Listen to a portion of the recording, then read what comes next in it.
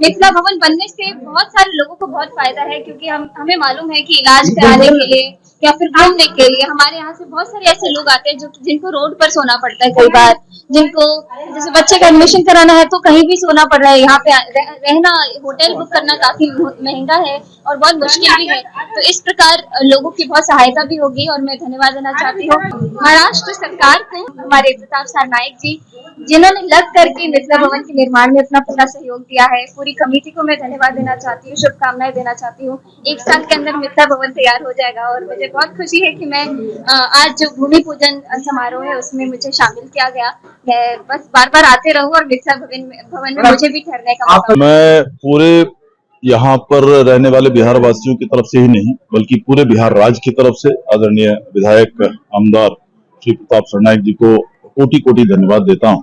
उन्होंने हमारे बिहार वासियों के लिए, मिथिला वासियों के लिए जो मिथिला भवन बनाने का एक प्रण किया था, उन्होंने अपना वादा पूरा किया है। भूमि पूजन हुआ है और जो यहाँ के प्रगतिशील आयुक्त हैं दिलीप ढोले जी, इन्हें भी धन्यवाद देता हूँ। इन दोनों ने मिलकर हम लोग की बहुत बड़ी एक समस्या जो यहाँ थी, इन्होंने खत्म करने का काम किया है। मैं कोटि कोटि धन्यवाद देता हूँ।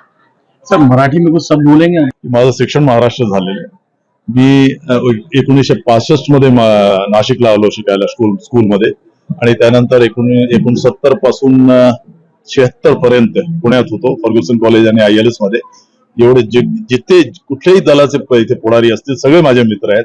मी इथलं राजकारण मध्ये नाहीये, मी राजकारण मध्ये बिहारलाच आहे, पण इकडे जे काही जेवढे असतील सगळे माझे मित्र आहेत। सबसे पहले देवेश ठाकुर जी जो बिहार के बहुत ही लोकप्रिय नेता है और साथ में बिहार विधान परिषद के सभापति है।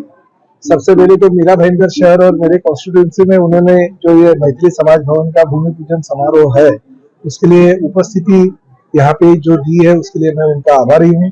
हमारे इस मीरा भाईंदर शहर के कमिश्नर साहब दिलीप ढोले जी और हमने बहुत सारे प्रयास करके पिछले एक साल से जो मुख्यमंत्री एकनाथ शिंदे साहब और उप मुख्यमंत्री देवेंद्र जी फडणवीस की सरकार इस महाराष्ट्र में आई, तो हम पीछे लगे थे मीरा भाईंदर शहर के विकास के लिए निधि देने के लिए। बहुत सारी निधि तो उन्होंने दे दी है, मगर मैथिली समाज भवन के लोग बहुत दिनों से मेरे पीछे लगे थे कि हमारे समाज बहुत बड़े पैमाने पे इस मीरा भाईंदर शहर और ठाणे शहर में है, तो आप हमारे समाज के लिए मैथिली समाज भवन का निर्माण कीजिए। मैं पिछले 2.5 से 3 साल उसके पीछे लगा, जगह ढूंढ के निकाली। एक जो हमारा 320 क्रमांक का आरक्षण है उद्यान का, उसमें नियमानुसार जो 15% आरक्षित भूखंड रहता है, जिसमें 7.5% जो है वो बंगाली समाज के लिए और 7.5% जो है वो मैथिली समाज के लिए उन्होंने भूमि हमें दे दी। प्लान सैंक्शन हो गया और 2 से 2,500 हजार स्क्वायर फुट का कंस्ट्रक्शन वहां पे अभी मैथिली समाज भवन का होगा। और साथ ही साथ हम राज्य के मुख्यमंत्री जी से विनती की थी कि वो बनाने के लिए हमें खर्चा चाहिए, नहीं तो मैं मेरे विधायक फंड से बनाऊंगा, मगर मुख्यमंत्री एकनाथ शिंदे साहब ने 1 करोड़ रुपए की राशि मीरा भाईंदर महानगर पालिका को सौंप दी। वो राशि जैसे ही आई हमने निविदा प्रक्रिया कर दी हमारे खंडी साहब ने और टेंडर निकाला गया और ठेकेदार को कार्यादेश भी दे दिया गया है। तो आज भूमि पूजन हो गया देवेश ठाकुर जैसे बहुत बड़े नेताओं के उपस्थिति में, तो तुरंत कल से ही उसका काम चालू हो जाएगा और 6-8 महीने में वो भवन तैयार भी हो जाएगा। मैंने दिलीप ढोले साहब को विनती की है कि जो समाज भवन हम राज्य शासन और मेरे विधायक निधि से बना रहे, तो वो समाज भवन का निर्माण होने के बाद उस समाज को भवन सुपुर्द किया जाएगा, ताकि उस समाज के अच्छे काम, लोकहित के काम उस भवन के माध्यम से हो सके। क्योंकि मीरा भाईंदर शहर एक मिनी इंडिया के रूप में धीरे धीरे बढ़ते जा रहे हैं। हर कश्मीर से लेकर कन्याकुमारी तक हर राज्य से लोग यहाँ पे अंदर आते हैं, रहते हैं, बसते हैं, अपनी कर्मभूमि मानते हैं। तो लोक प्रतिनिधि के तौर पे हमारा हक बनता है कि उनके लिए कुछ न कुछ करें और इस माध्यम से आज हमने ये समाज भवन का निर्माण जल्दी से जल्दी हो जाएगा और वो समाज को हम ये सपोर्ट कर देंगे। सर, आपको निमंत्रण है बिहार आने का, आप बिहार की धरती पे जाएंगे तो क्या वहाँ जरूर महाराष्ट्र भवन बने, ऐसे डिमांड करेंगे? देखिए ये तो मैं हर समाज भवन का जब भी निर्माण करता हूँ कि उस राज्य के बड़े बड़े नेताओं को यही विनती करता हूँ कि आपके समाज के लोग, आपके बिहारी लोग अगर हमारे राज्य में आते हैं तो हम जिनका स्वागत करते हैं लोक प्रतिनिधि के तौर पे, उनका मान सम्मान रखते हैं, उसी तरह से अगर मराठी लोग बिहार में जाएंगे, मराठी लोग अगर आपके राज्य में आएंगे तो उनका मान सम्मान भी उसी तरह से होना चाहिए, क्योंकि ये तो दुनिया का रिवाज है, एक हाथ से लो और एक हाथ से दो।